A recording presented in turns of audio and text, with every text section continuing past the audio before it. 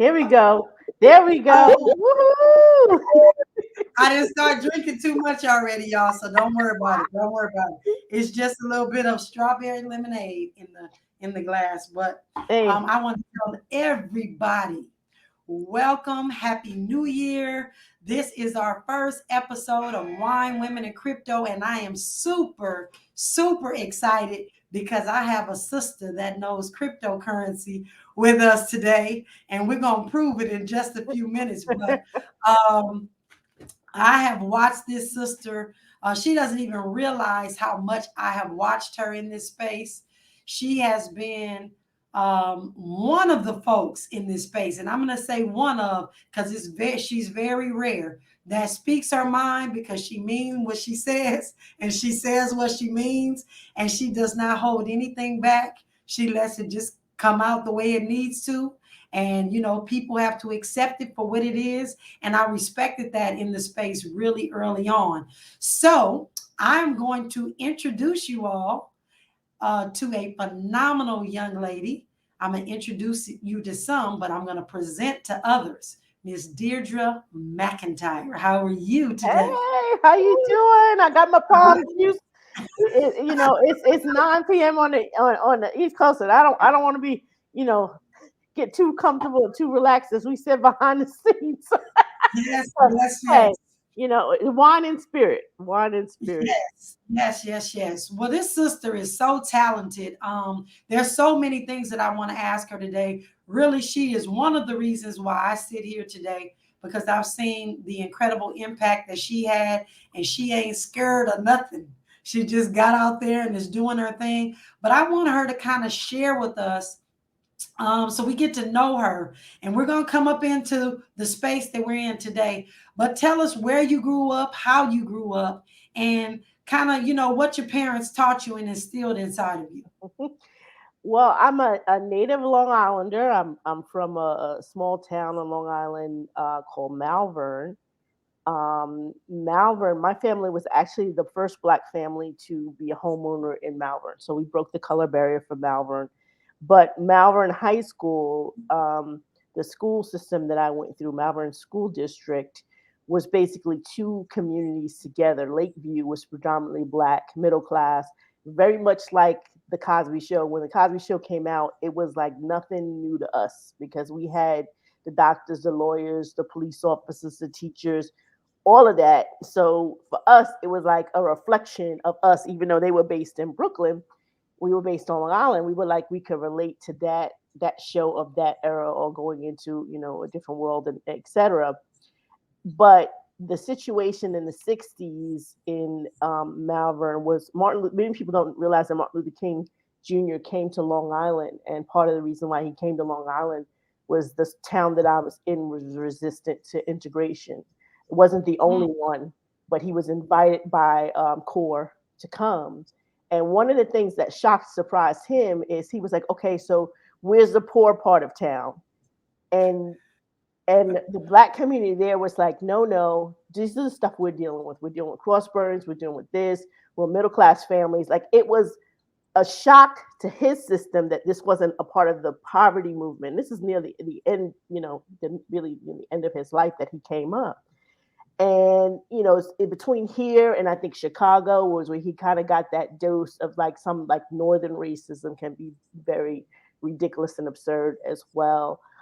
So he was instrumental in the students that were or the local colleges that were there, black students that were colleges that actually lived in the community, was instrumental in desegregating our basically our northern New York high school and area towns as well. So my family moved in '73, right after all of that was happening in 60, 67, 68, something around 65 or something like that, around that area. We came in '73. Came in a very nice family, Jewish family was retiring and they were doing a direct sale and they were like, look, we want to sell our home. They were very friendly. The neighbors next door, extremely friendly, Catholic family. But then, before we moved in, some other neighbors on the block had flooded our basement. But we also had neighbors was like, them's the one that flooded the basement. And my father was a New York City police officer. Oh, So wow. when you wonder where I get my bravado from, it's another family on the block saying they're having a meeting to discuss what to do with you. And my father said, oh, what time's the meeting? And he showed up and he said, yes, I've come to the meeting about what you're going to do with us. He said, because if Wow. you don't like it, us here, you might as well just leave. Don't waste your time. And so we had some white flight in our block, and our particular block, which was a cul-de-sac, a dead end street, became one of the more integrated. Like I can count the next black families that were coming, or Latinx families that were coming, was basically on our. But there was another one like across town, and then on our block was the third family, and then like we were basically counting them as they were coming in. But Malvern Wow. itself is still predominantly, it's more mixed than it's ever been, but it's still predominantly white. Lakeville is still predominantly black. And then now in the public schools, when I went, it was 50-50. But there should have been more white students. There's a white flight of sending your child to Catholic school or private school because you don't Right. want them to go to public school with the, interrate kids. Now, but by the time I graduated, if I talk about my graduating class and we're trying to organize what we're going to do for our 35th reunion in 2023. But, our top 10 or so students, because I was 9, so a top, I guess, 5 or 6. I can remember valedictorian, Yale, white, um, second, UCLA, white, third, black, female, Harvard, fourth, Latinx, Brazilian, brown. Like I can like come down, next one, Georgia. What I forgot what Derek was. Derek went and won the gold medal in the Olympics in, oh, it's so bad that I don't remember. It's not 92. It's the one that was after that. But he was in Atlanta at the time and he won it in the 400 meter hurdles. But this was the kind of competitive, white Nature. students and black students were very competitive. Or we were, and a lot went to HBCUs, a lot of went to Morgan State and everywhere else. And there was only about 132 of us at the time. So you're Wow. still very small, Very small group. sometimes cantankerous, but for the most part, and talk about kids in the 80s, 70s, going into the 80s, late 80s, still very much, very close friends across ethnic lines. But you still got that New York bravado. You still got Right. that give it to me plain. And then Right. after we give it to you plain, we argue where we going to eat. So it's like no hard feelings. It's not personal, but I told you exactly how I feel and what I think, and I'm either with you, I'm in the middle road, or I'm not going. One or the And other. that And is it's who just you are it's today. that's right. Get over it. All right. Are we going for sushi? What we gonna do? So That that is exactly you today. I'm like, oh my goodness, she is That's saying it, and like, okay, it's cool, let's roll. Yeah, but So, that's my childhood peer group is the same to this day. I mean, they, I grew up with, and I was very quiet in school. I was more of an observer. I went for journalism. My undergrad degree was journalism, and I eventually get a master's in education. I was teaching, but as a journalist and a media person, you observe and you watch people. And I remember when I was transitioning, I went to journalism, worked for .com tech for a while, and then when I left to go back into education, and now I had to be in front of a classroom. Now, as a student, I was always the nerd. I was quiet, do it, the teacher, when they're not supposed to do in the 80s, I'm gonna let Deidra watch the class for me while I go talk to Miss So and so across the hall. I'm gonna leave the door open. And then you feel this pressure, like, well, I can't control these people. I'm focused on right, me, I ain't trying right, to control nobody's class. But the different personalities of my peers and teachers, when I did go teach, I knew whose personality to pull in front of which kids, or which, right, I was associated. Oh, this is this kid that I went to school with, or this was this, and this person is not going to take this tone, but this person needs to have this tone, or this right. person's mother I need to call. So you had to deal with different dynamics, and I think if the fundamentally they understood you were trying to get them from point A to B, whether they wanted to get the point A to B or not, even if you're butting heads, they understand consistency. Consistency. You're being Well, you know what? And you just explained Black people and cryptocurrency because you got all these different personalities that you have to massage, and you have done an incredible job. We'll talk about that. And your point is to get them from point A to point B safely. And right. so you have been able to do that. But let me just kind of back up. So you went to school for journalism, you got your degrees in education, you started teaching, but you were dibbling and dabbling in the tech space. I understand that because I understand you have a big tech background. So can you share with us about your tech background? Well, what happened was I graduated in '92 in journalism, went straight community journalism, Long Island again, Baldwin or whatever, and there wasn't enough income even back then for weekly journalism. Someone would get $24,000 a year or whatever. I enjoyed it. I loved it. I like the idea of talking to different people, learning their stories, reporting their stories. It's never boring, which is I don't like to be Right, bored. But I ended up picking up a part-time job with a computer software firm. They don't think they exist anymore on Long Island, and I was introduced basically to the internet by way of them. They were developing educational software. So think of Scholastic only mom and pop. And they sold to school districts. And so half of the time they were like, look, we have this software called CompuServe. This is, give you a sheet of paper, and like this is how you go to these thing called the internet. And by then, we weren't even talking about web browser stuff. We were talking about going into, using the Archie search engine or FTP and to get different ducks, whatever. So I had software developers saying, look, I need free software that does this, this, this. And this is before they were calling it open source software. I need free software to do this, this, this, to put with this proprietary, that we're making this product to make this thing work. Find right, it for me, and this is the deadline I need it for me. Find 3 or 4 of them because I got to figure out which one works. So, basically a gopher almost, even though my title was producer, I was learning about different bits of software, that there was free software out there that college and university students were making and making available that you could use with commercial software, especially if you were a producer for schools and education. You're not making a lot of money. You're doing textbook stuff with video stuff and like video games and for reading and stuff. So I was getting my introduction to education even before I was studying for education. Then I would go on, leave both of those jobs and be a journalist in Brooklyn. okay, Brooklyn, from where I live in Long Island, where I was in Starrett City, Brooklyn was like not even 20, 25 minutes from my house, straight up the Belt Parkway. So it's not like, Long Island, like, oh, Long Island to the city. It's not that far. So now right, I'm working in Brooklyn, but I already got that bug. So I was freelancing while I'm working in Starrett City, Brooklyn, the community paper there.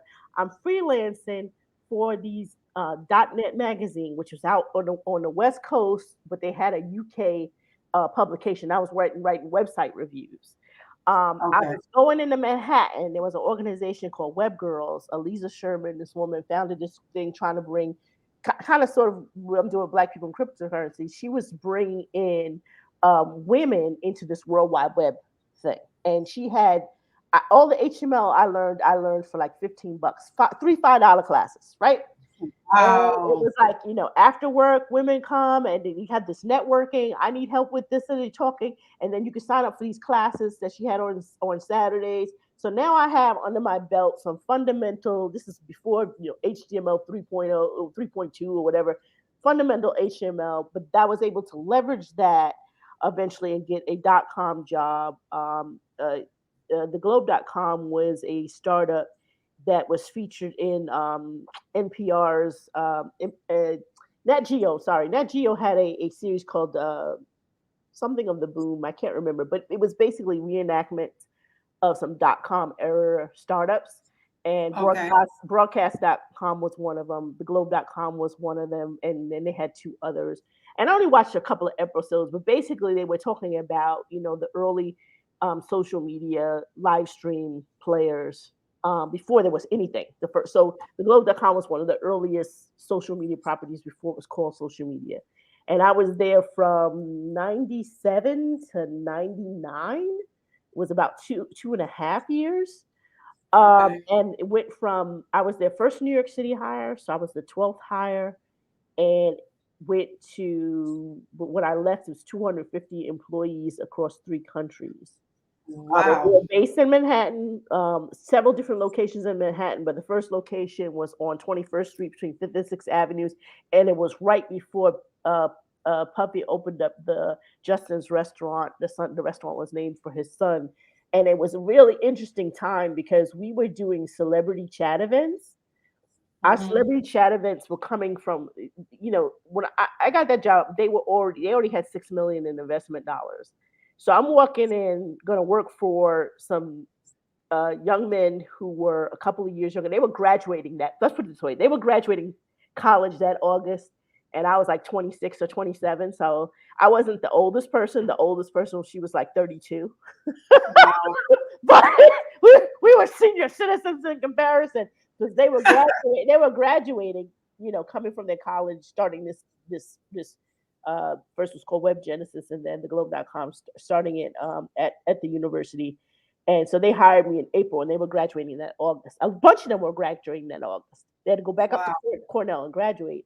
So um, I say all this to say that had that startup experience, and this constant realm of change demands from investors. But the point of the matter is they had the investors to make the good faith effort to do as best they could in unmapped territory. Because many people, they look at movies and they look at the social network and they're like, oh, Facebook, it was the first social media, but Facebook was actually the last.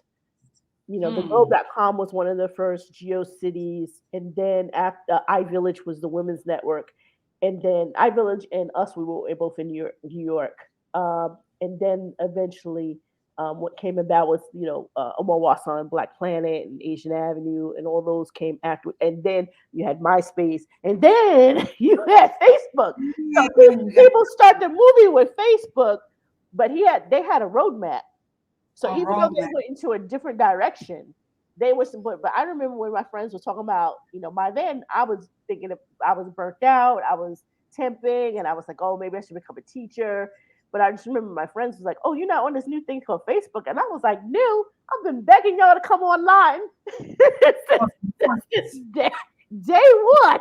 Begging y'all to come on to day one.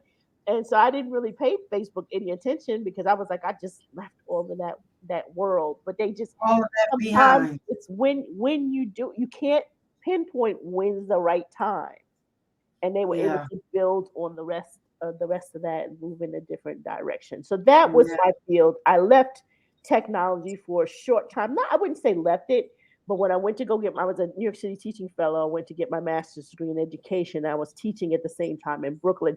So I still always taught an introduction to computer class. I still always had private clients that I was consulting for and building websites and just giving general advice about things. But for the most part, my teaching was, um, in Brooklyn and teaching everything from English lit to introduction to hotel hospitality. I'm telling you, you've seen my high school. If you've seen Spider-Man Homecoming and the new one and all that kind of stuff, the outside building, that's Yeah. Franklin K. Lane. It's actually based in the front of the school is based in Brooklyn. The side, kind of the side street side store is Queens. So I guess the movie people felt, picked it because they thought the building was in Queens, but it's really literally on the border. Like you go out the side door, you're Queens. You go out the front door, it's Brooklyn. But that football field in front and the big, classic vintage Yeah. from Spider-Man, that's the literal building that I taught in. It's Franklin K. Really? Lane. Yeah, Okay. it's now full of charter schools, but I was there the last 4 years. It was an actual Actual school. school of that name, but it's So it's an old educated. building and stuff like that. So all So, this makes sense from the yeah. dad that's a police officer, the community you grew up, everything. You just brought it all together because you are definitely a force to be reckoned with in this space. And so you got into when did you first hear about cryptocurrency? So do you feel like you missed some? I know you were engulfed in the .com, but do you feel like you were able to invest and do the things that you needed to do in the .com space, or do you kind of feel like you were in it but you didn't really participate in it? I was in it, and actually, it's where I met one of the admins of our group, Bob Ponce. Going on 20 years ago. Um, Bob Ponce was president of the World Wide Web Artists Consortium. The World Wide Web Artists Consortium was New York City's oldest web developer group. So you think of massively white guys with ponytails, and see that bold New Yorker in me, Long Island, and he's New Yorker too. I just remember seeing, Worldwide or sort of WWAC, WAC, or whatever they call themselves. And I remember looking at the pictures and looking at the website. White guy, old white guy, young white guy, but ponytail white guy. Da, da, da, da, da. And then I remember saying, "Oh, this guy's he Spanish? Ponce, president, black. I'm gonna show up for one of their meetings." And I showed up. They had an event, but I think I may have been corresponding with him online. But my initial correspondence was with him, which was probably discussion boards at the time. We had I had an e-groups board that was the big thing back then. My first conversation with him was like, "You got to tell me how you, black guy, became head of this 200 some odd member white white male group." And so it kind of broke the ice. And then I remember showing up for one of their events where, and I just remember it clearly. Like I walk in, 99% of the room is white males of every age, Okay. ponytails, t-shirt wearing, developer hardcore, not no, I'm not here to impress anybody. I'm not the business end. I'm the Right. engineer and I'm the tinker. The Kind of person crypto. I know. Yes. The woman that greeted me at the door was a woman named Avalyn Archer. She since passed away several years ago. But when I saw her, I said, "Oh, you were in Essence Magazine." She goes, "Yeah." So Essence Magazine had a digital column, and I Wow. actually wrote one article for them that I don't barely remember who I wrote about, but I did one freelance thing or whatever. But I remember seeing her featured because she was like a Okay. consultant. She says, "Yeah, da, da, da, da, da." So then I look around the room. There's one other white woman. She's on the panel, Dolly Nielsen, because I was friends with Dolly. She's Dutch. She told me about the Dutch house in Edison in New Jersey, because I now live in New Jersey, all that kind of stuff. And then on the panel was Omar Wassel. Remember, Omar Wassel this was probably before he's consulting for Oprah Winfrey. Really? So he's the founder behind Black Planet. Yes. So he's Yes. he's he's on the dais. Bob is on the dais. There's an elderly gentleman named Jim Green who since passed away. He was a Harlem Black Republican, but a Malcolm X Republican. I was like, I didn't know those exist.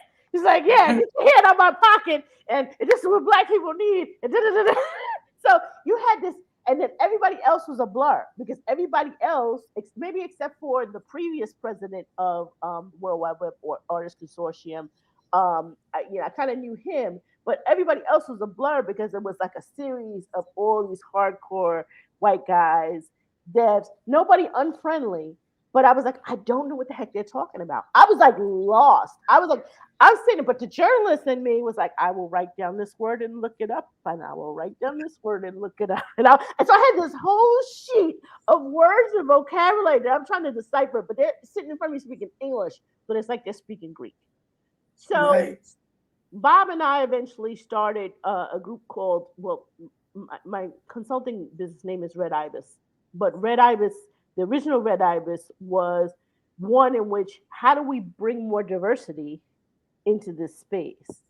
There Mm. was an organization called MITP, but they were having mostly social mixers. So they, minorities in information technology professionals, that was MITP, and they were in New York. But everything was like, centered on this single vibe. Let's meet at a bar, let's meet at a skate rink, and I was like, there's not a lot of business. Not when I went to WAC, they're in a room. There's no food. There's conversations. There's panelists. There's talking. There's strategizing. There's whatever. And then on our side, everybody's partying. There's no. I was like, there's got to be a bridge in between. So we end up producing like one event at Pace University, and ours was the thing where like we need to bring all the different groups together. So we had a black contingent, we had the Latinx contingent, which was it's now called LISTA, Latinos Information Systems and Technology Association. We had the Chinese one, Asian American AACP. I don't know. We had South Asian one. We had WAC. We had the Women's Network, and we had a panel in which we were talking about jobs and job placement and how you get jobs in the thing. So we produced one major event, but the idea was everybody's having these separate things in New York City, but nobody's coming together to have something. So that Right. was the gist. My just thinking that they're trying to make an impact, trying to bring people, even trying to get people into my workplace was a challenge. It wasn't that people weren't qualified, but if you have predominantly white male founders, this is why I'm so hard about this space, this blockchain space, because I've seen it already. I've seen it in the .com space. If you don't have funded black founders, you don't have black people hired. My feeling is the reason why I was hired, the globe.com, is that nobody else applied. That's my feeling. It's not that I can't do the job or whatever. And the reason why I feel that is because the person that interviewed me, he interviewed me and then gave me the offer on the spot and gave me my resume back, right? And I was so, mind you, they were like, my salary was well over doubled what he was offering, and full dental, and see, these things matter. Dental, Yeah. health, Yeah. vacation, personal days, salary for a company that doesn't make a one single penny and is developing on a fluke of something they've never done before with two kids that have just graduated college and they've never ever had another job, but they're white, they're male. Oh my Of a goodness. certain of Cornell. Let's not erase everything because it's not all white males. It's Yeah. they already were coming from families that have adventures like this. Didn't mean that Right. their road to getting funding was easy. It was just easier. It was So easier. I was so alarmed by the offer. I said, I need a couple of days to think about, which was true. I said, there's another place I was going to get interviewed for. And I was kind of left it vague, but in reality, Newsday on Long Island was having a diversity job fair. Okay. And I'm going out to Melville, Long Island to this diversity job fair, which turned out to be absolutely nothing. And what I end up realizing was like, go all these different people and talk to people and trade their resume around and all kinds of stuff, that they were there for show, wasn't no jobs really to be had. And then we're sitting at the table, and I forget her name. I'm not gonna say her name because I actually do remember her name. Predominant journalist at the time, and somebody at the table, wasn't me, had asked, what do you think about this .com thing? And now 2 days before, I had just had an interview with the Globe.com, and she goes, "It's a fad. It's not really going to amount to anything." And the voice in my head was like, "You better call them people and take that job." She don't know. I've had See? several years of prepping before I even got that offer of freelancing, making money. This whole working virtual thing, been doing that since 1995. 19 I got paychecks from people that I don't, if they walked past me on the street and gave me their real name, I wouldn't know who they were.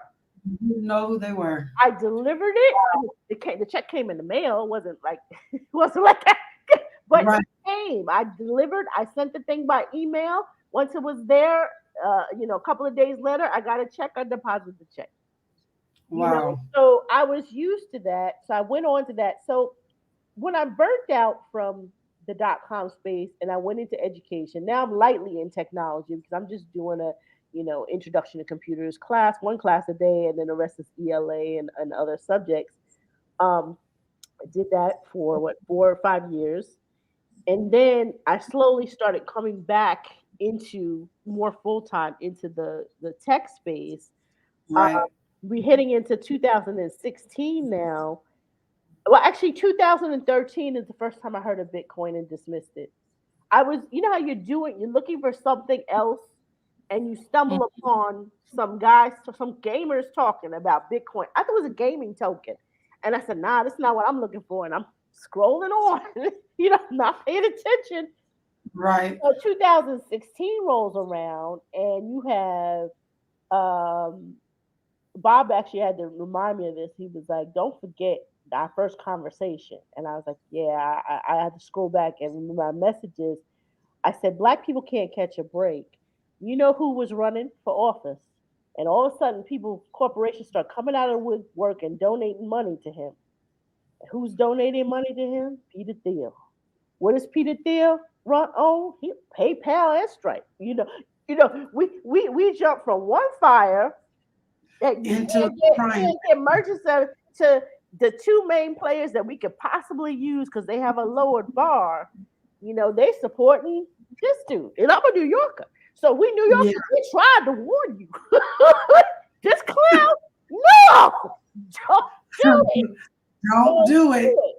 So now I'm like, I'm fuming. I'm behind the scenes. I'm talking to Bob. We're also talking to Franklin Madison, was a VC friend of ours who passed away. Um, Franklin is like, yo, he's nanotechnology, so it's kind of hard for him. He wasn't really funding anything we were doing in education, but he was like, yeah, I'm getting hit up a lot on this Bitcoin thing. I don't know what it is. And he was like, yeah, you just hot man over Peter Thiel giving millions of dollars to who to run. He says, I think y'all need to look at Bitcoin. And I was like, what? So Bob loads all these TED Talks, links, da da da da da. And Franklin is like, yeah, yeah. So Z, my girl Z, I'm gonna need what is Bitcoin report for you as quick as you can get it to me. So this is like September, October of 2016. And I delivered that report like the first week in September, 4th, 5th, or whatever. And that deep dive, I was like, oh my goodness. And at that time, I think 2016, there was something like at least 500 cryptos or something like that. And then I just checked before went on this call. Coin market cap is now reporting over 16,000. So there's this tremendous growth of people building, whether it's garbage or Yeah. it's a small micro solution using some type of cryptocurrency. So back then I was flabbergasted that this was it was Bitcoin but an ecosystem. And we were Yes. just heading into that whole, ICO craze. But I Yes. sat and watched most of 2017 stunned. I was still researching, still writing, still checking the prices. It's up again. Oh shoot, but it's down. Oh, it's up again. Oh shoot, it's down. But I'm shocked because I get Yeah. it. I understand it. This for me, it was deja vu of when I was first introduced to the .com, and I didn't think there was going to be another paradigm shift again in my lifetime. And I was like, okay, here it is. Now what do I do? So at that time, a lot of my peers that weren't in technology were hitting me up for BitConnect. And I was hitting them up back. I was like, but you don't have to do that. You could go to this exchange and you can just use your credit card. They didn't want to hear that. Well, no, you could Right. just $100 a month and then you could join my team. I said, but you could just go and do this and do like $25 and skip the next month. So now my frustration is up because I'm realizing there's a target, not just black people, because those OneCoin and all the rest of them, those MLMs, they were targeting all kinds of people. But I'm having my non-tech friends, behind the scenes, jumping into some stuff they didn't know what they was doing. So that was the birth of Black people in cryptocurrency. It was like between Bob and I, and then there's Taiwan Aziz, who's really a quiet player, but he deletes people and things. Just people just don't know. They think it's me. They come in my inbox, and I'm like, "What happened? I don't know what happened."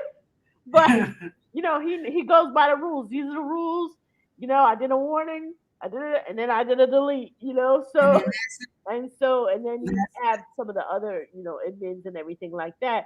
And we really wanted to focus on as much as we could. We did it more better in the beginning when the group was smaller. A lot of what is this and what is that, and focus on this and who's doing things right, who's doing things wrong. And then later on, shortly after, because that was always in our plan too, was always to kind of talk to Black founders and get those one-on-one, because we knew the media coverage wasn't there. We know that we're not in the pipeline for funding, and all these media players, I don't care if they're crypto or mainstream, it's about a pipeline. It's the VC money that gets them the press that they get, whether they, because CoinDesk and all of them are owned by the same VC companies, so right, they're not looking at us. So if they're not right, looking at us, we needed to start doing whatever we could to not only push back against the MLMs, which was a genesis of why we got started, then eventually meme coins and all that kind of stuff, but also to just talk one on one with people who were trying to step out and jump off that ledge and try to produce something into the ectosphere. So our interviews are like they'll be coming back soon. They're kind of intermittent now because I'm doing a lot of writing, but they're definitely going to come back full force and try to get those stories out there that need to be out there. yes. Well, I tell you, Black people in cryptocurrency was a savior for me in this space because I got into a school that you probably know well. And we were unfortunately bamboozled out of a lot of money because we were investing in those alternative coins through what you probably have heard of was the Jarvis system, just a very intelligent. You remember that? Well, you probably have heard of that system. And I was really salty about Mhm.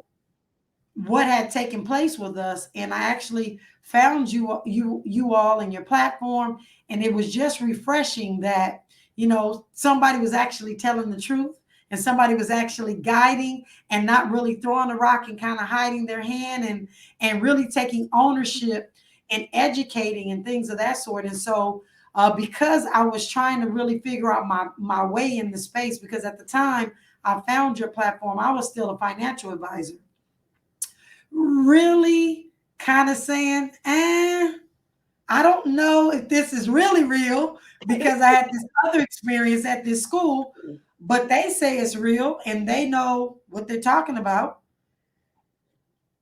And your site was just, it was what I needed to really take the plunge and say, you know what? Let me really get educated. Let me listen. And I will tell you, I didn't say much of anything on the platform. I just watched it. So I watched You what watch folks were you saying. watch I the was theater. The theater. I was I was more embarrassed, I think, that I had allowed a platform to take advantage of me the way that I did. Because we were paying almost $850 a month Mm. for that school that was taking our crypto, our money, and telling us where to put our cryptocurrency, which cryptocurrencies Right. that were the pick of the week and all that stuff. And so I really kind of watched from the background and really made a decision. You know what? This sister is not afraid to say Black people in cryptocurrency. And for the longest, because I was one of the only, my husband and I were one of the only Blacks anywhere we went, it was kind of like, do I really want to say that I'm here to really educate our community, even though I know that's what needed to happen? But again, watching you and how you operated, how you just did not like, don't be offended. This is what I'm here for. It really gave us the courage to step out and say, hey, we need to open this educational platform in person, but we also need to be unapologetically Black. Mm-hmm. And it's possible that you can do this and still work with the folks that you're working with, but make sure that everybody understands what your mission is. And that really was thanks to you all. And I had no idea that there were so many other people behind the scene. I just thought you were a one woman show making it happen. They just know. They just let me talk and run off at the mouth. But there's a small group of people behind the scenes. But you see, I would have never known that because when I stumbled upon you, I stumbled upon the commercial. I think you had did an interview, and I was like, oh, she got a real facility, and so that's kind of the context that I was like, okay, this is someone to talk about. This is someone to post in the group. This is an ideal. This is an objective, and that sort of thing. But I think the reason why we take the tenor in our group is I think is if you're going to have a startup or you're going to do something, you should at least be as well versed to be able to defend what you're going to do, like somebody defends a dissertation. It's not personal. So if I'm saying to you, well, these numbers don't make sense to me, what do you think a VC going to say? And I'm not the best person with numbers. The best person with numbers is probably Eduardo Jackson. There's tokenomics like blind. That's why I just wait for him to post on a comment when somebody says, yeah, I'm gonna have a coin. I'm like, I don't even have to tag him anymore. I used to be in the back of the back. I tag him. I said, no, let me wait a few days. He'll see it. And then he goes in. Because Yes. he understands numbers. But our pushback was kind of like, we know what people are doing that, I didn't say they hustling, but when people are faking it. Yeah. So if whether you're faking it to make it, which you shouldn't do here, or you're hustling, we're going to treat you the same thing. I'm going to ask a bunch of questions. Yes. And you better know the answers. Yeah, it can't be like, well, well, then I want to hire you. No, you're not ready to launch the coin on Tuesday. Okay. Give yourself another 6 months until you can answer all this free advice. Eduardo just gave you like free. I mean, this happened like last week. He was on someone's post and they were like, you should hire you. He was like, I got my own project. I don't want to be hired as a consultant for you. I just Yeah. told you everything that you need to do. Everything. All you need to do is find somebody to pick up the pieces and fill up the holes. Yes. Yes. So we constantly go in on different things. It's not personal, but it's kind of like, yeah, if you kind of really know your stuff, you've been silent and you've been researching for a while. You should be able to answer these questions. I mean, we're not even at the level of a VC, so you're not even ready. If you Right. if you want to go in that direction, you're not even ready for that. Yeah, but you know what? You said it's not personal, but it is personal because they're misinforming the community. And I see that that's one thing that you all do not tolerate. You don't tolerate any misinformation or any shielding of stuff that shouldn't be shielded. Mm-mm-mm. And it's appreciated in the space. Well, they, they And they shill. They still shill, but they do it really toned down. And then there's really, people on there that's on it.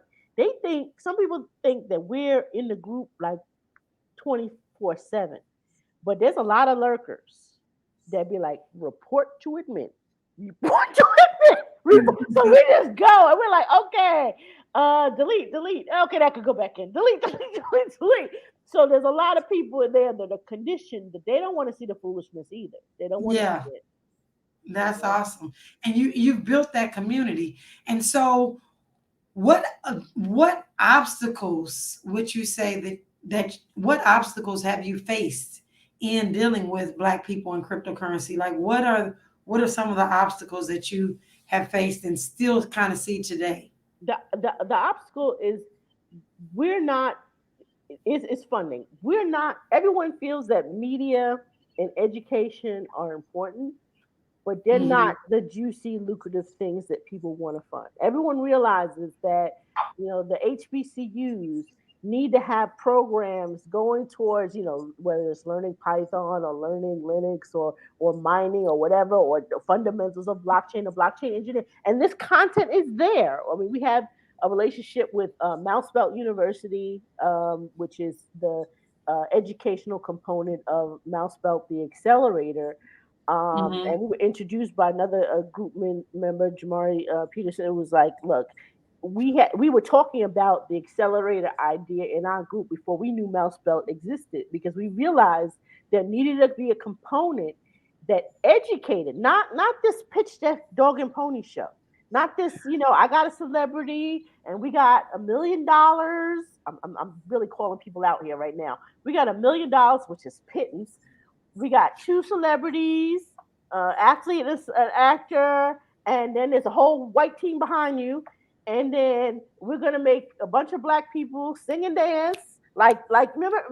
Did you ever read Ralph Ellison's Invisible Man in high school? Invisible Man. Remember Yes, the battle royale, right? yes, This is the new yes, battle royale. Let's parade the little Negroes, whether they're at the HBCU or they're whatever. Let's parade them around and let them think they're getting something for $1 million. Well, we know daggone well those white boys they had no experience. Now, mind you, some of them are coming from MIT and some of them are coming from Ivy League, but that doesn't mean they have work experience. And they get yes. 350 million for Three crap. for Yeah, crap. for crap. Right. And all, Yes, all the support systems. Don't worry. If you don't know how to do this, we got an attorney for you. We got an accountant for you. You just get out there and talk. Get out there and talk and sell this idea. And we're gonna, we'll mentor you along the way. We're gonna give you health benefits and everything. So I'm seeing the disparity, the relationship that we're being paraded out to market other people's crap. They love for us to go out and tell you, oh, go get this NFT, go join this metaverse. It ain't ours. Why are we being the consumer for their thing? You look at their team. It's still yep, the same team it was 30 years ago. You're yes, it lucky is. to have one woman, and she'll likely be blonde. Might not be, but she mostly will be white. Maybe they have an Asian woman, one, and there's a whole bunch of white men. Maybe they have an Indian man, maybe one, two, whatever. But we're marketing and cheerleading. Oh, don't! If I hear one more person talk about our black consumer power, stop being their consumers. Be our Yes, consumers. Be out. You yes, do. Let me see a company that brings in the black consumerism for not necessarily a black brand, a brand for everybody, but you brought it in for some of our that has this diverse team. Like for instance, I'm going to talk about somebody who's not even in blockchain anymore. Ryan Robinson. I don't know if you know Ryan Robinson is more. He's first of all he's the world's only quantum engineer by degree out of oh, MIT. no, I don't. And Okay. we interviewed him because originally his startup Conduit, which is medical computing, using computing power for medical computer, was supposed to be on blockchain. And he told me a while ago, it was a couple like over a year and a half ago. He said we can't do this level of computing on blockchain, and we need like as close to simulated quantum computing as possible for the stuff that we're doing, right? Okay. But if you look at the team that he put together as a black founder, it is America. It is, he's got young, Ivy League out of black. He's got Asian. He's got his co-founder Logan is, white male, but quote unquote didn't go to the right school, but still brilliant because he was giving TED talks in high school. So Wow. but if you look at the team, and it's only like 6 or 7 of them, that's what the difference that real diverse founders who are empowered can do. And I saw Mm, it 30 years ago with Omar Warshaw. When I was burning out at theglobe.com, I interviewed with his thing. And I actually didn't interview. I went to him and I he called me for an interview. He said, "It's amazing how when you quit, people hear you're leaving, right?" Because I just sent in my 2 week notice and get all kinds of phone calls. And I said to him, "Look, I don't want another position in technology because I'm burnt out. I'm about to stab someone with a pencil." And because it was a rough ride, boot camp, but rough rides. I need a break. I can't take this anymore. So he's come talk to me. I just want you to see what we're having. So I was at seeing the genesis of Black Planet, Asian Hour, and when went to Mhm. visit his office, Asian Avenue looked like Asian Avenue. Black Wow. Planet, all these executives and stuff like that, from the top down, and he had the Latin one. I forgot what the Latinx one was called. We weren't using the term Latinx at the time, but it looked like New York. And part of my frustration of leaving the Globe.com and being from the 12 to 250 employee, as even as the New York offices grew, which was the largest office, so I guess it was a little over 100 people, it didn't look like New York. And every Hmm. referral I sent, I was pulling people that were graduating from the first new media classes at NYU had a master's program. And so all of us in the space, we don't have degrees. It's like now blockchain where there's no real degrees, right? So eventually .com got to the thing where colleges were giving degrees. So in New Right. York, they had the first master's program. I was pulling people like black people, master, oh, nothing. Nothing. Yet they would hire somebody else from that. I was like, there's 60 kids that graduated from that class. You hired 3 people, but not the recommendation that I sent. That's how I realized how little power or influence I had. And then when Right. I left, and this is not something that founders would know. When I left, when I turned in my resignation, first of all, I was leaving. I was a manager, but I was vying for the manager position even before that. And they said Mhm. to me, the person who was my immediate manager at that time was full of it. He said, "We would like to have you as a manager, but I looked at your resume, and I just felt you didn't have the experience." And me, I just went, blank. I said, "Okay, I understand." And Wow. the thing that I understood was this. Remember, I said when I went for that interview and I was, the 12th hire, the guy that interviewed me looked at my resume and gave it back to me. This man told me he went to HR and saw my resume on file. They didn't have my resume on file. I Didn't was have it there, on. I was there before all the managers. I was there before HR. No one ever asked me for my resume. So you sat as a white man in front of my face and And lied because lied. there's nothing that you wanted from me because you didn't want me at that position. Not that I wasn't capable, because Right. what I skipped in my like bio, I was an inroads intern. Oh, wow. I worked in corporate America. I worked as a 18, 19-year old for American International Group on Wall Street in management training for in corporate communications. They wanted me to work eventually offer as an underwriter for insurance. I never really wanted to go in that direction. But at the time, I worked for Mutual of New York, two companies. But Inroads was a management training program for young people that were, in school and, whatever. And they were trying to actually increase the management. So I did have the training. It was on my resume. You never saw my resume. So that's how I You never. realized. But I Then. realized when I had those internships, I remember working with AIG. Well, before we go to the next question, I went to work for AIG, and there was a guy. It was my immediate boss, but my boss's boss, and then above him was the top guy. His name was Tom. I don't remember what Tom's last name was, but I know it was Italian. Also know he was blonde haired, blue eyed, and very pale skinned because I wouldn't have known he was Italian unless he told me. But Italian people were prideful and they always tell you.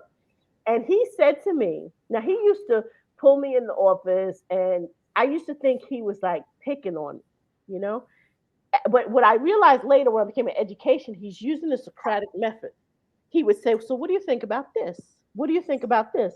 Well, I think you need to go back and rethink that. And what do you think?" Like he wouldn't tell me anything. He just one question after another, one question after another, one question after another. And then the second summer, which I was at AIG again, he and I began talking. And he says, "You're very bright." And he says, "I don't want you to be offended, but you won't be happy here." He says, "You remember those questions I was asking you last summer?" I said, "Yeah." You asked me where the black people were, where the most of the black people were. And he said, where were they? In the mailroom. He said, how many he said, you asked me, I asked you, how many managers did I see and where were they? I said, well, there was an HR guy that hired me and there was that black woman that don't speak to me. And he said, uh-huh. He said, where my people at? Where the Italian women at? He said, oh, the middle manager. He had me dissecting AIG. He says, Wow. he said, I'm a white man with blonde hair and blue eyes, but I got the wrong last name and I'm Catholic. I have reached my ceiling. He said, you will not be happy here. You will not change this place. And so that's the reason I didn't go in corporate America. I did. Wow. He said, you're too smart. He said, you're not. He said, I can see you. He said, when people ask you a question, you give your opinion. He said, you a New Yorker. He said, you can't help it. Even I was still in my quiet, shy phase. He says, every time I ask you a question, I wanted to see how direct you were going to be in your questioning.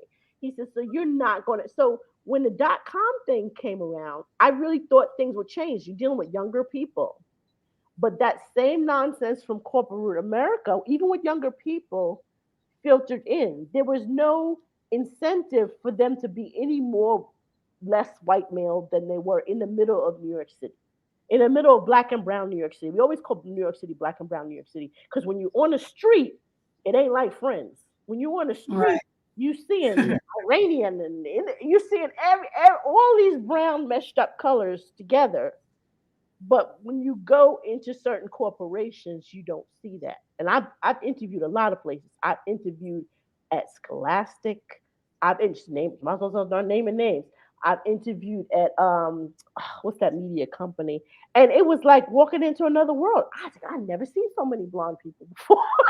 so, so so for us to change blockchain and crypto, we have to be upfront and forceful about it to say we see the game you're running on us and we don't like Right. it. We don't agree Right. with it. So stop trying to blow smoke in our face and and tell us it's, I don't know, decorations or something like that. Stop doing that because Right. we can see the game for what it is. So if And you we're here and right, we see it. so if you're Yeah. serious about funding, black I mean our lane is BBC, our lane is the same thing, the same lane as yours. Fingers on the hand. Najah can exist. I can exist. Anybody else? It's we need more than 10 schools, Yes. but we need a concentrated effort of funding. I think it's like a very agnostic approach, very heavily focused on decentralization, very heavily focused on utility, um, uh, quick roadmaps. Not promises forever, and then developing a market for that. I mean, that's kind of our focus on open source, that sort of thing. That's what we believe to educate. Somebody else's might be different. Somebody else's might be, look, you know, um, Golang out of Google, or what is Google doing, or what is IBM doing, but they're still using the programming language and getting them the jobs or something. Somebody else might be some other lane or whatever. But we need the investment in these education programs. If our community is going to stop, we cannot. Our obstacle was even talking in the HBCUs, we cannot rightly can tell a debt laden Howard or any other university student they should learn blockchain for the goodness or for the free or for the internship when we know very well somebody else is getting paid to be a student. We need to Yes. pay our students so that they can Yes. pay off their debt and they can actually build up the skill sets towards whether it's a job or going on the entrepreneurial route. Otherwise, Yeah. you will never be able to galvanize that because they're constantly going to be taken away by those who are giving the monies, whether it's Panasonic or IBM or Microsoft or whatever, and you can't blame them. Right. Kid has debt, Yes. you know. Yes. It has debt, Yeah. and so we have to be serious about our issues. Getting serious to get the funding to do the type of programming that we know is available, and then even though we're black saying cryptocurrency, like I had no, I mean, I think a lot like Ashley Meredith, who's the education lead at Mouse Belt, and other people. So you can see yourself in other people and have the same goals, and the same, intentions, and work across lines. But I think it's foolish for us not to recognize that, black people, we are, I wouldn't even say we're one culture. We're many cultures, even within the United States. We're many Mhm. cultures pan Africanly, or, whatever term you want to use, but we all face the same discrimination, which becomes, unfortunately, a part of our culture. Because when Yes. people take us on face value, we face a certain number of discriminations that people kind of experience right quickly. So I always say, and it gets people angry, but it's a true statement. There is no such thing as white culture, but black culture and black ethnicity there is. And the reason I say there is no such thing as white culture is because white people group together based on different things. They group together based on their social economic status. They group together based on their church. They group together based on, sometimes in the New York area, by ethnicity. So you have the Ancient Order of Hibernians. You have let me see, Elf Clubs, the Knights of Columbus. Everybody knows that's Catholic and mostly Italian and stuff like that. So don't boohoo us for being black people in cryptocurrency if you don't want to turn the lens on. On There are specific white groups. There are, and there's nothing wrong with them being white. There's nothing wrong with the Ancient Order of Hibernians being Irish oriented, or Irish right. American oriented, or Knights of Columbus being Italian American oriented. But black people, we fundamentally have to be black oriented because we know what we face. We know it's Yeah. a real thing. So it's a real thing. Native Americans face. It's a real thing. Puerto Ricans or Dominican, which can overlap into our communities, face. Right. These are a real thing. So sometimes some white people, not most, I think most get it, but some white people say, well, what if I call this stuff white? White is not a thing. It's not, you don't go for white food. If I say I'm going to a black church, everybody, we know what that means. They might not know what that means, but we know what it means, you know? Going to church. You that is absolutely correct. Now that you broke it down like that, and so that is fact. Definitely fact. Definitely fact. So, what can we look forward to in 2022 as it relates to Black people and cryptocurrency? Hopefully I'll deliver on my promise from 2020. 2020 in December 2020, and I see people still like it, say interested, was supposed to launch a newsletter in 2021. But what happened was it got a little sidetracked. We ended up, picking up the live streaming again, and we end up doing a couple of other things. So I'm going to go back and then, start pulling people off. I've been doing a lot of writing, so we're just going to come prepared with a lot of content of stuff that I've been writing just over the years. It's a series of questions you constantly get asked over and over again. Um, Okay. so we'll have some material for people that, once they come off to the newsletter, they have these resources that they can go to, and maybe it's easier for them to find. We do have an FAQ sheet, but a lot of people don't see our FAQ document. So I'm spending a lot of times writing, preparing for that newsletter to kind of pull away and kind of get some of the more people that are are lurkers, not Mhm. necessarily participants, and they're not necessarily participants because they don't know what's going on. Because there's a lot of people, pushing different things and different, NFT, metaverse, and all that kind of stuff. And for people who don't even know what is Bitcoin, it's still a struggle for them. So just having Yeah. a real clear resource area, because Facebook is not necessarily the best place. I mean, how many times you could tell people to go to the file section or to look for certain things in the topic section or something like that. So we can start pulling everything apart and just having a real resource center that people can go to, and then actually do some self studying, some, back to live stream. So definitely more in the concentrated media area. That is awesome. That's really awesome. So, I got one other question before we find out where folks can find you and things like that. What would you say to someone who is putting together not a coin, but putting together a company in the tech space that's looking for VC dollars? Like, what company would you refer them to? Who's more open to helping us get funding? Like, what avenues do we have right now? Because we get a lot of folks that come in the door that say that they're ready. And of course, we send them back because they got some tokenomics to work on. But who would you suggest that's in our space right now that's really open to maybe this whole wave of folks that just came through with the George Floyd? Hopefully, they stay open a little bit longer so we can get some folks funding. But I see that face. Who do we How who about do we have how that we can about actually go to? how about none of them? Okay, this is my bone to pick. There's so many, and this has been happening for a couple of years. We now have a nice younger generation that are getting small amounts of funding. I got $5 million and I raised this and I raised that. But what do we really see them launching and putting money into? And I have a theory that they don't necessarily have the control that they would like to have because it ain't their money and the money ain't coming from their community. So we Right. need black people of means to link up with these young, I guess, VCs that are, coming with the financial background so they can have a little bit more control to maybe look at black projects because it really is none of them. Because I'm looking at them now, they're doing their best pitch and they're like, this, and we're not seeing come on, the world's your oyster. You didn't see sneaker NFTs coming down the pike because I know there was a black sneaker a black person to launch her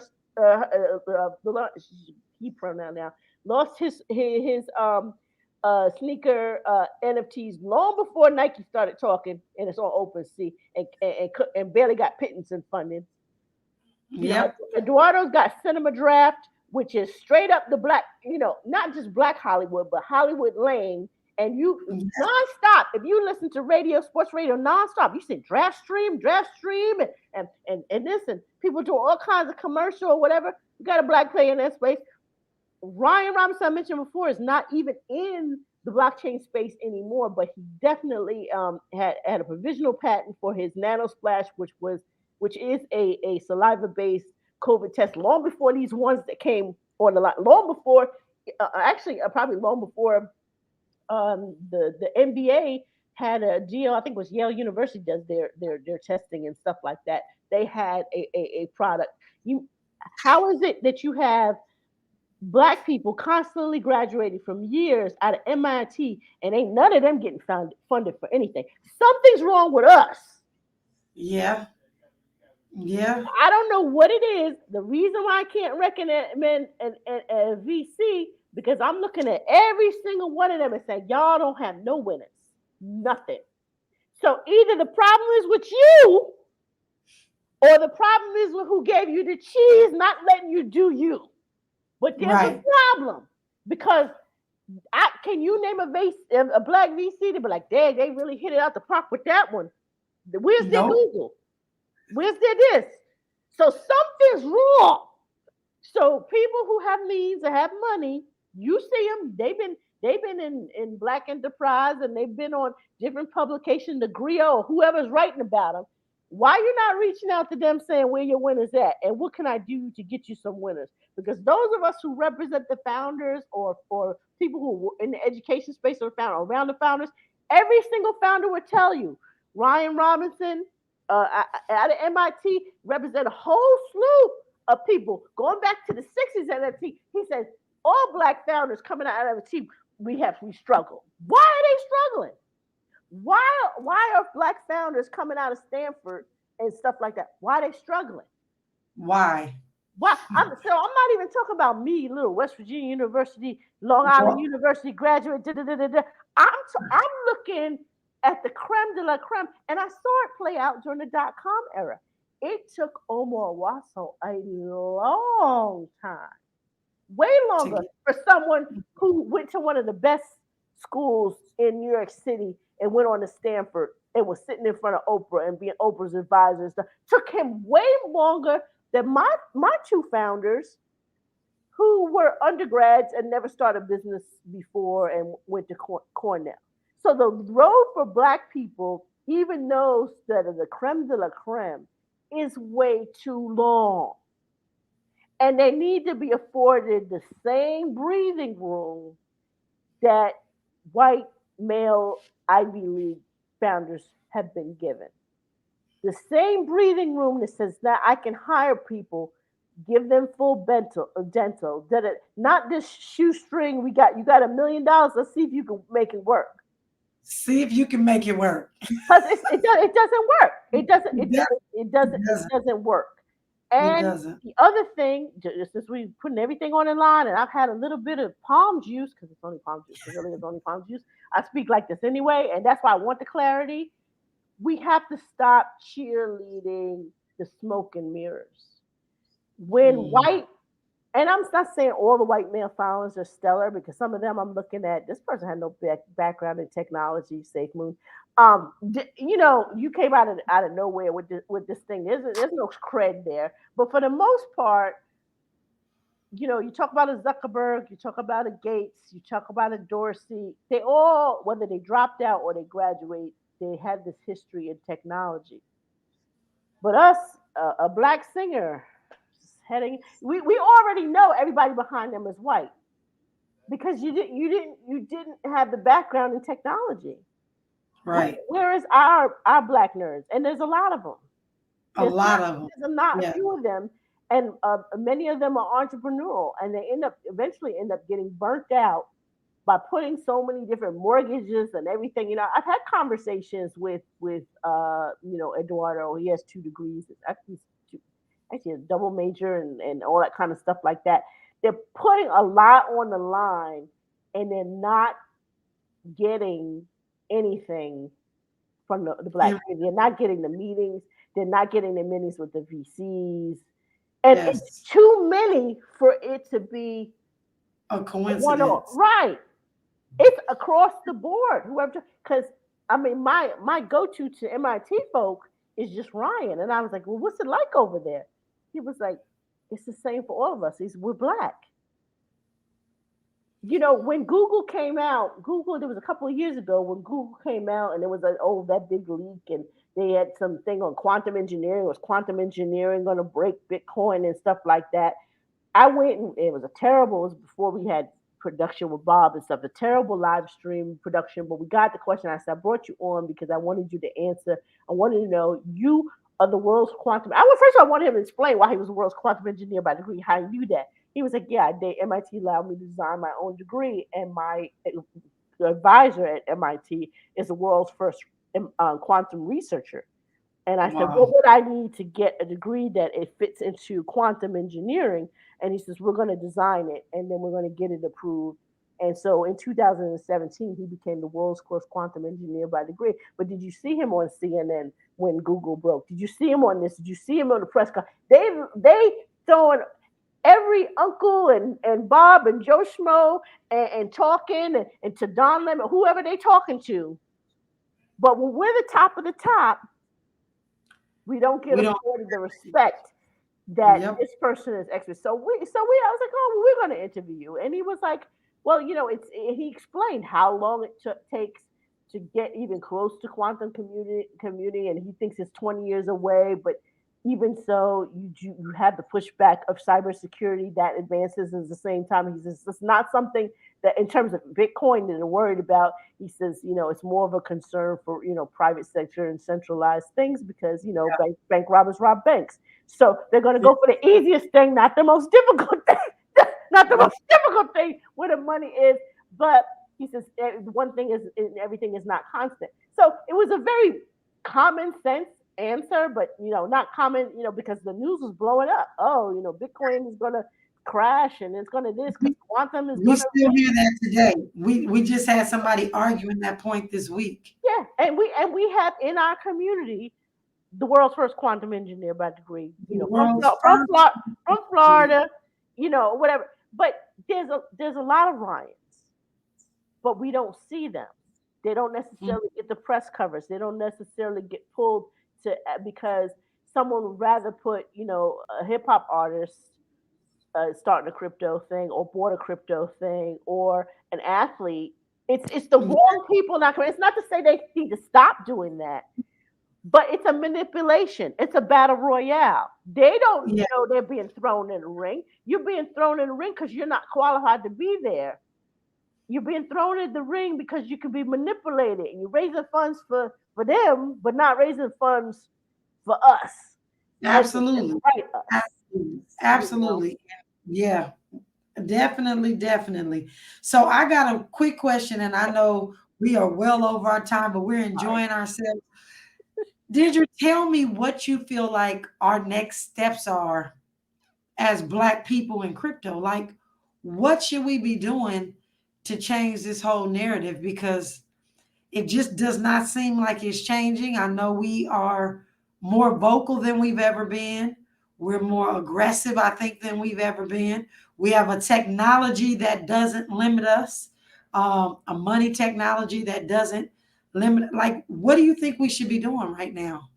I think we have to keep doing what we're doing right now, which is to keep talking. You got to keep having live streams. We got to get back to have live streams. Other people have the live streams and have these hard pressing conversations because I do get, you know, more than even a year ago, more people inboxing, asking questions.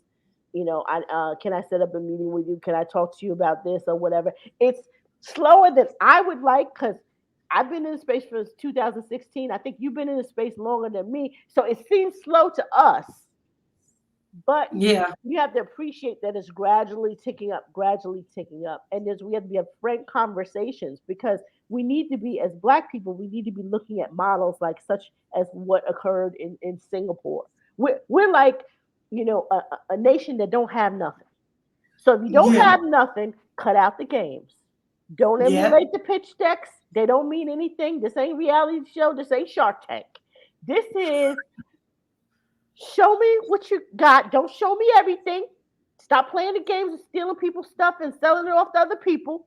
Stop Oh that. man, Let's show what we have. Let's see who we can build with. Let's see who we can work. Let's see because that's what happens in terms of what's going on at the Ivy League schools. I'm not saying it's perfect, but that's what's going on with even the Berkeleys, the MITs. When I went to the way back in the day, and when I went to the World Wide Web Artists Consortium, that's what they was talking about. Wasn't none of this pass the drink and let's go to bar and let's do this. They was like, what can we build? What can we do? And they're arguing and fighting back. But some people are cording off in this corner, certain corner. We have to have those type of discussions. And everything won't fly off. We have to have those serious discussions. What can we bring to the table? What can we fund? What can we build? What is specifically for the Black community because it's a service that's needed? What is global? What is national? What can we bring to the table? And what kind of companies? What kind of do we not? We don't want to emulate the disasters that they do. right. So what kind of Definitely. diverse companies, what are these diverse companies, new companies are going to look at? And I invite you, go look, take a look. I don't know if he has it on his website because I'm on his newsletter, but you take a look at Ryan Rock. I mean, it's only like 6 or 7 of them. But when I look at that company, I'm like, wow, that, Chinese, white, Black, like it's a shock to your system to even see it because we're so Right. used to seeing white males like Right. from the top to the bottom and seeing one or two, three people like kind of on the fringe. You get to be a marketer, HR, Yes. Yeah. but not That's, making not making right. decisions. So That's we have it. to keep having these conversations, keep drawing people out, keep drawing the attention, so that we can constantly slowly move in the right direction. Yes, yes. So, how do folks get in contact with Deidra McIntyre or Black people in cryptocurrency? How do they get in Yeah. contact with you? What's the easiest way? How do they find you on Um, social media?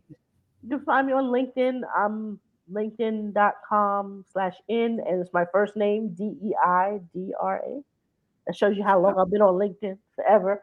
And sometimes LinkedIn has blockers. So, if you see me on Facebook, you can tag me within the group, or I'm so bad at check because I got to look now. There's probably some people in the alternate mail. You know how you have to switch over? You forget to switch Yes. over.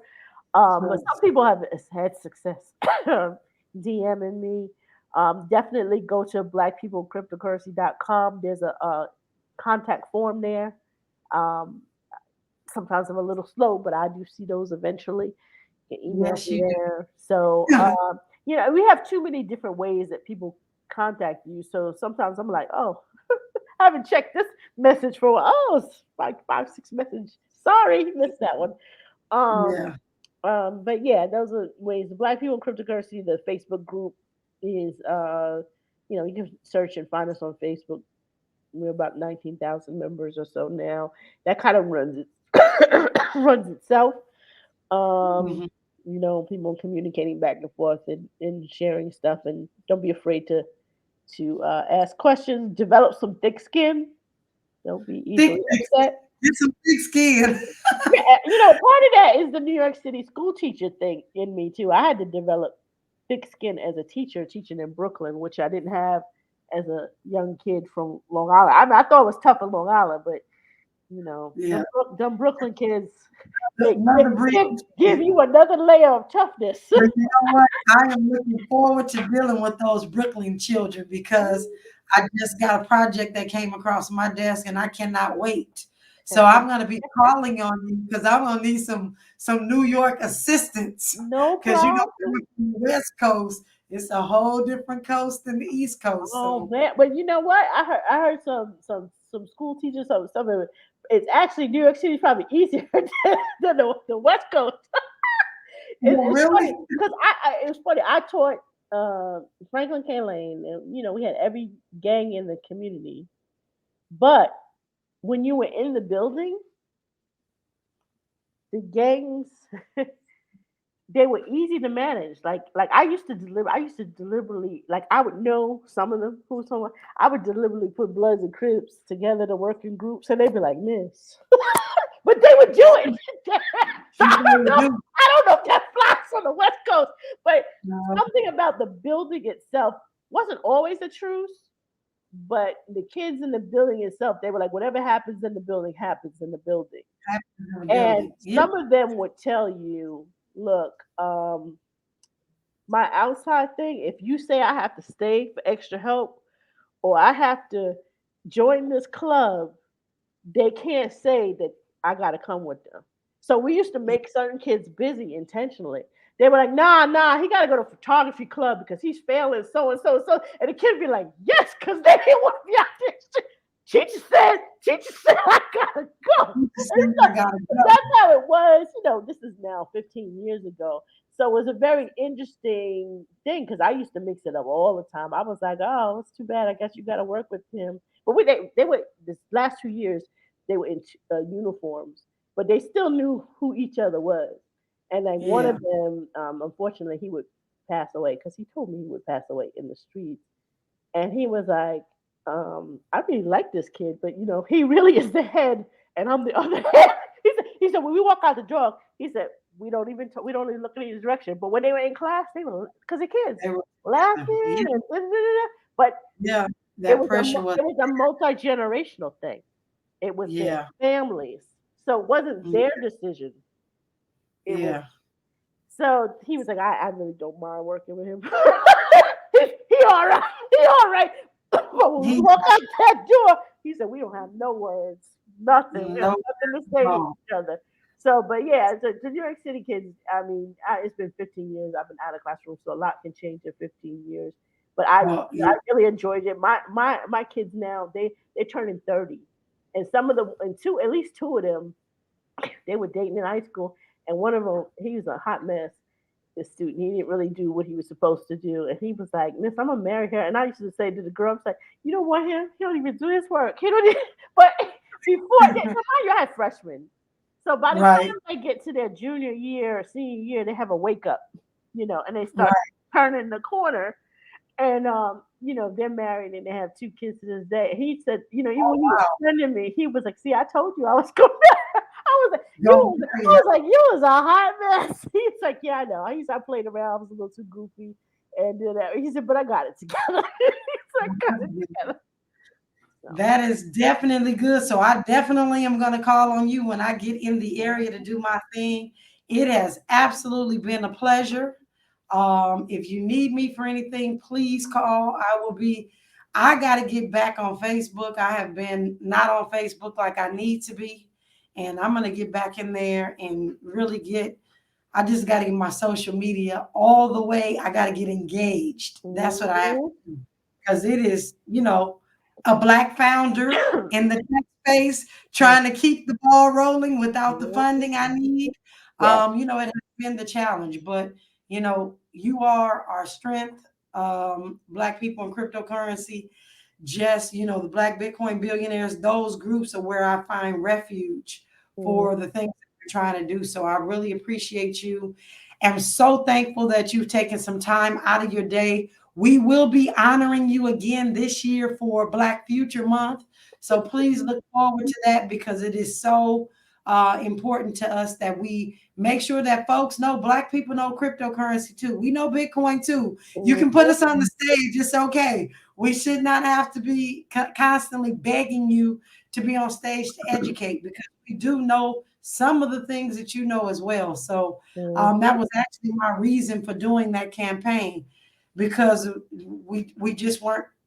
It wasn't that we weren't showing up; we weren't being picked Yes. to participate. And so I think this year is a new year where we're going to see some conferences come out that we control, and I think that we need to stop waiting on them, as several people have said, to invite us to speak, but put our own conferences together in the cryptocurrency space, because we had one just recently, but I think there needs to be several, and people are talking about it. So I'm looking forward to sharing the stage with you very, very shortly on one of these in one of these conferences. So with that, are there any closing remarks that you have today?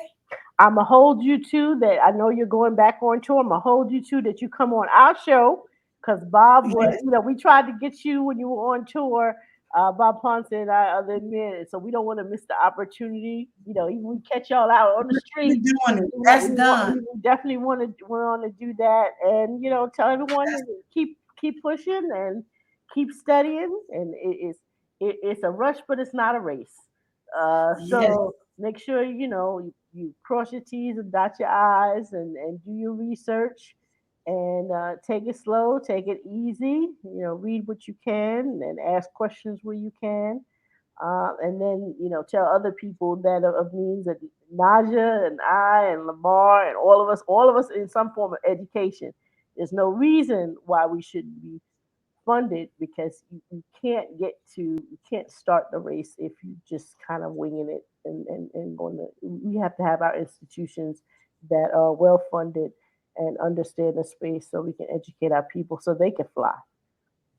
Yes, yes, yes. Well, thank you for that. And again, we thank you for your time, and we're thankful to each and every one of you that are hanging out with us today. We didn't get a chance to ask questions, but you can go right over to Black People in Cryptocurrency, and and Deidra will answer your questions. You can reach out to me. We will get your questions answered if you have any.